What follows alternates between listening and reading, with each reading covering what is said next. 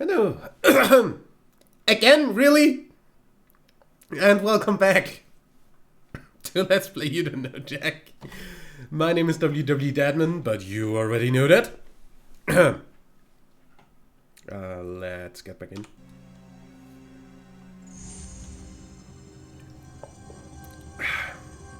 Coke or Pepsi?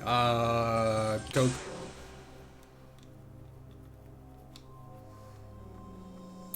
I honestly don't care, they taste the same to me.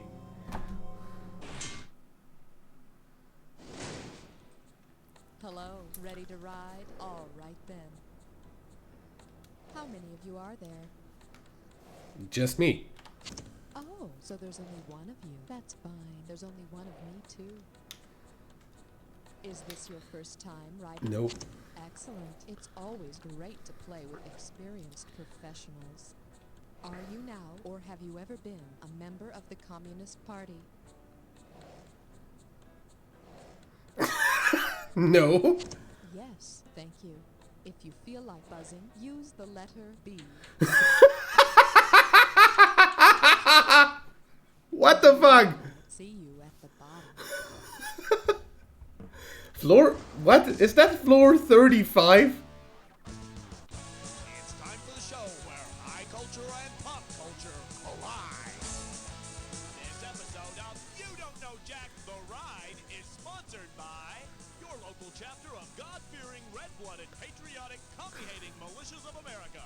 Better dead than well-read. And now, please welcome the one, the only, Schmitty. Okay, welcome to the show. So, you picked the red can, so let's see if you can keep your can out of the red. Well, it's no stuff. 350, okay? Let's ride. Cold War.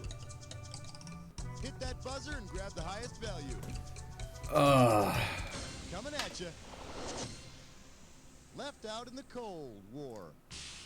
Like it or not, it's question time. Based on the name of the U.S. policy toward the USSR's expansionism in the 1950s, what would you expect the U.S. to do to the Soviets? Hang them from a glass ceiling, push them through an open door, freeze them in an ice cube tray, or lure them into a Tupperware container?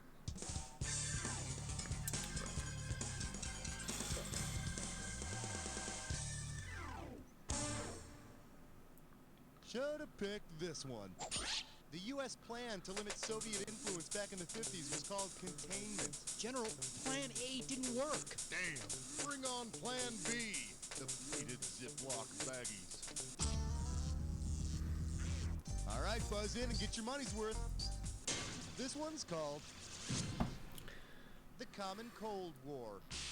Hachi. We're playing for a little over 4,800 bucks on this one. Everything in order? Let's go. If you were to wage a cold war against the common cold, on what would you be spying? Viruses, bacteria, toxins, or cold fairies? The common cold is a virus? Colds are caused by viruses. What's going on there, Agent 12? How the hell should I know? I can't see them. Achoo! Great, now I'm sick. Get that. The category's gonna be better dull than red. Look no further, here's your question. Which of these is not a dull fact about staunch anti-communist John Foster Dulles? He became vice president in 1959. He had 2 secretaries of state with his family. Oh gosh, excuse me. He helped negotiate a treaty with Japan, or he wrote books about international relations. I have absolutely no clue.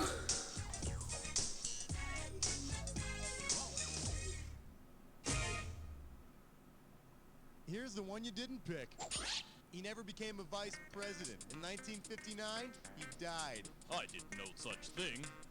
Yes, you did, Mr. Dulles. Which doesn't necessarily preclude him from carrying out the duties of the job. Are you implying the American political system is not the best in the world? Are you some kind of communist, young man? No, sir, Mr. Dulles. No, sir. Well, that's good. Did I mention my favorite color is gray? No, you hadn't mentioned that. It's true. Oh. Work that buzzer. This Gray's not a color. I'm getting annoyed. Now the What's annoyed? If the domino theory applied to Domino's pizza delivery, which statement would be the most accurate? If pepperoni is free, sausage will cost extra. The more you like pizza, the less you eat it. If one is late, all pizzas will soon follow suit. Or Pizza Hut must not be allowed to deliver. That feels good, don't it? The domino theory held that Vietnam domino would effect. Communists, the rest of Southeast Asia would fall in 30 minutes or less. Hit the buzzer for the... I'm calling this one. Chilling Soviet leaders. Did you know I like talking on the telephone? No, Mr. Dulles. I hadn't heard that. Communist. Anyway, if you were to practice the Soviet policies of Glasnost. glasnost and perestroika on your refrigerator, what would you most likely do? Seal it off and kill all who approach it. Open it and reorganize it, sing about it constantly, or support it even though it doesn't exist. Glasnost means openness, perestroika means restructuring. These policies helped in the Cold War. Yep. Hey, and while you're in there, clean out those... Still know that from having to do a fucking thing about that in school, Your buzzer and we'll find out how in much... history class. Very nice, respectable. This one's called... That vitamin is the bomb. So, do you remember the B-2 or the stealth bomber, the undetectable craft that was our massive new weapon against the Soviets? Well, if the B-2 stealth bomber had the same properties as vitamin B2, what would be the best new name for it? The riboflavin bomber, the thiamine bomber, the niacin bomber, or the folic acid bomber? Which of those is... Fuck! I know that they're all B vitamins. Fuck! Riboflavin is B12. Any sleep over it. Vitamin B2? What? Known as riboflavin, our first line of... Riboflavin is... Isn't riboflavin B12? Let me look that up real quick. I thought that that was B12. Riboflavin. Vitamin B2. Fuck. Okay. Sorry, my... then what is vitamin B12?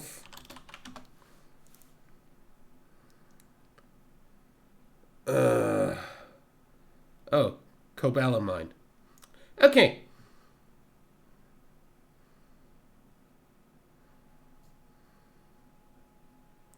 Cobalamines. Yeah, okay. That was my fault then. And yeah, I've always been bad at biochemistry. Buzz in and lock on. Great selection. No, not a great selection, even for a this or that. It's time for Dis or Dat.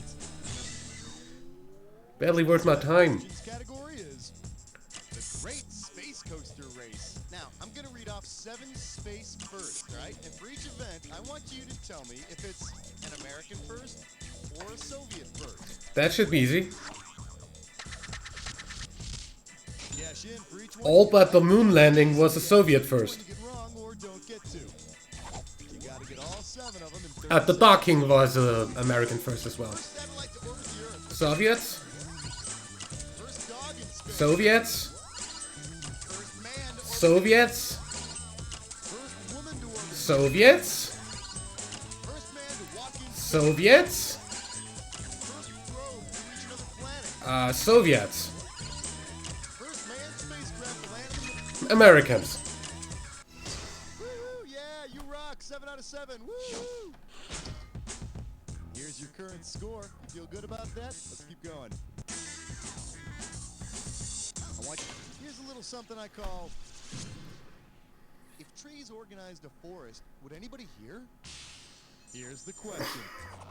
If members of the John Birch Society decided to plant a society of birch trees, which of the following landscaping principles would they definitely not choose? A few trees get most of the soil's nutrients. All trees share the sun and soil equally. Birch trees are not placed near oaks or elms, or the tallest trees should be the happiest. God, I have no clue about Birch. Here's the one the winners pick. The John Birch Society is a group of ultra-right-wing anti-communists, so they would hate the idea of trees sharing the soil equally. But I wouldn't worry about those John Birch people. Ultra right wing, anti-communist.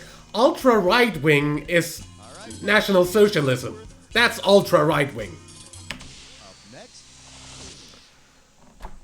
Then again, American politics is ultra right-wing compared to European politics anyway. Even your fucking Democrats are further right than our right populist parties. Famous image of Nikita Khrushchev banging something on a table during his UN speech. Whose product is Nikita most likely endorsing? Nike, Purdue, Jack Daniels, or Starbucks?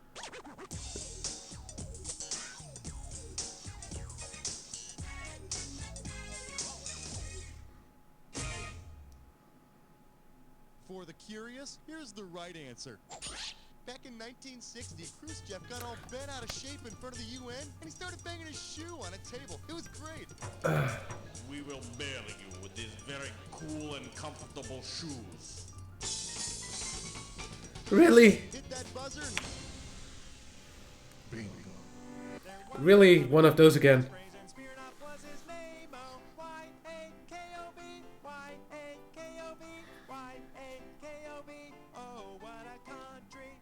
Welcome to Yakov, comrade.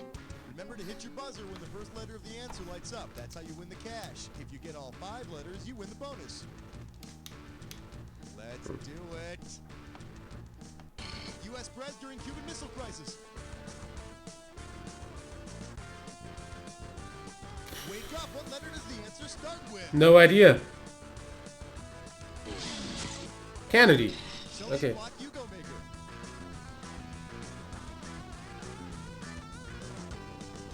Hmm?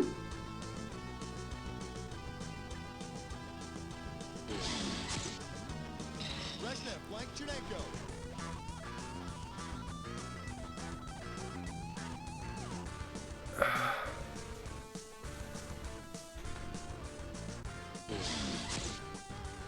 The Russian blank Church. Orthodox? Amen. Blank Solzhenitsyn.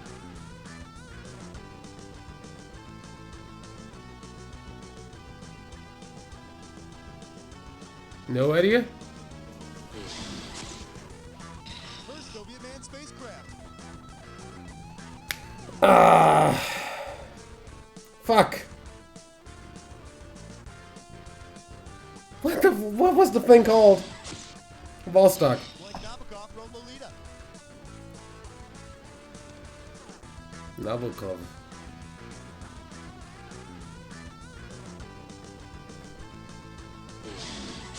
Vladimir. Yeah. Where Stalin met Churchill and FDR.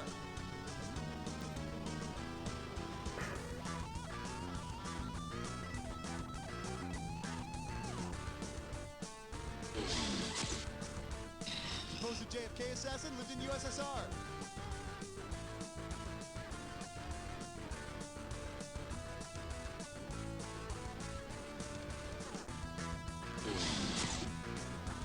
Stoli Smirnov Absolute. Vodka. Cheers. Soviet government rhymes with Kremlin. Kremlin? Yeah, duh. Point K-47. AK. Hey! One more letter and the bonus is yours. Gagarin's first name.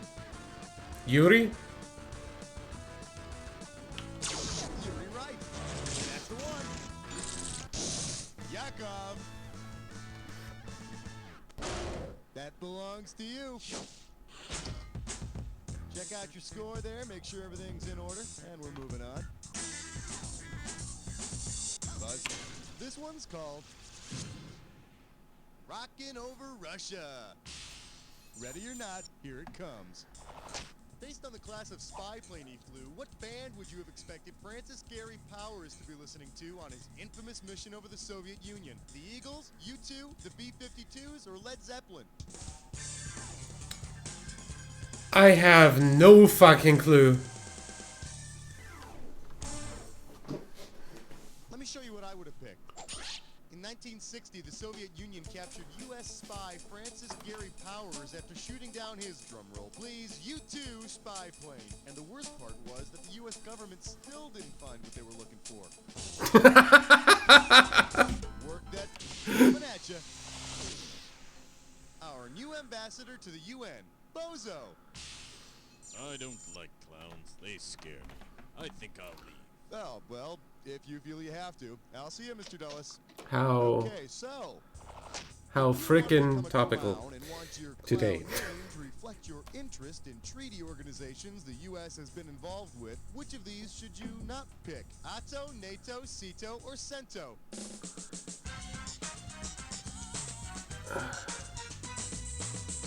I don't know which one. Does this ring a bell? ATO is a car. You know, those tiny little things you and 20 of your clown friends pile into and drive around in. I didn't know. Hit that buzzer and try to snap.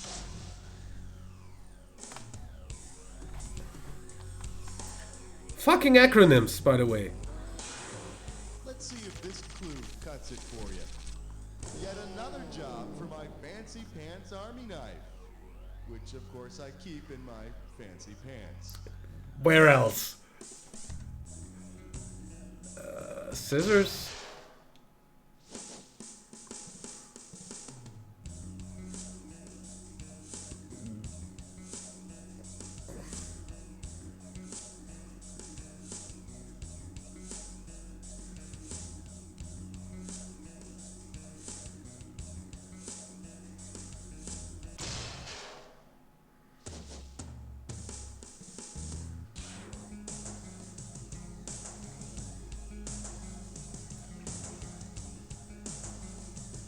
What the fuck's an awl? Corkscrew?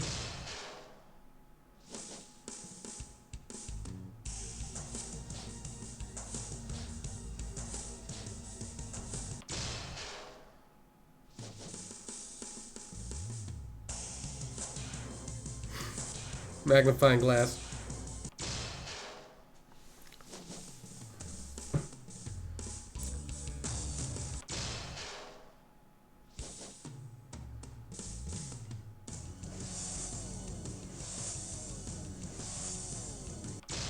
What the fuck's an awl? Excuse me real quick while I Google that. Awl.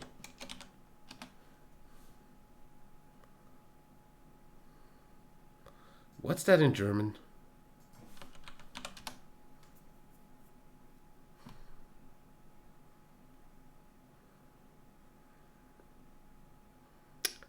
I actually did not. Okay, that one. Okay, yeah. Now that I read that one, I actually know the name for it too. But yeah, I did not know what that word meant up until now. Thank you. That's it, you got them all. I mean, you know, who the hell else was gonna get them, right?